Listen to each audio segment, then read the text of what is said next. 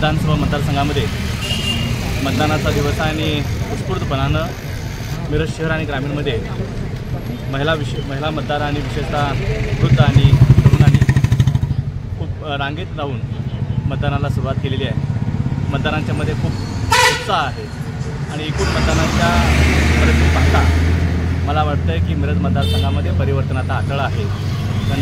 जनतेची भावना आज निर्माण झालेली पाहायला मिळते आणि आज मी 5-6 गावं बघतो ग्रामीण भागातली सुरुवात केली आता, त्यामध्ये खूपच मोठा उत्साह आहे लोकांच्यामध्ये आणि जे सायलेंट वोट आहे लोकांना जे काही परिवर्तन हवं आहे त्या दृष्टीनं त्यांनी विशेषतः शहरातल्या ज्या काही महत्त्वाचा जो भाग आहे तिथं लोकांनी लाईन लावून मतदान करायला सुरुवात केली आहे। येणाऱ्या 23 तारखेला मला वाटतं आहे की महाविकास आघाडीच्या उमेदवाराचा विजय व्हायला काही अडचण येत नाही।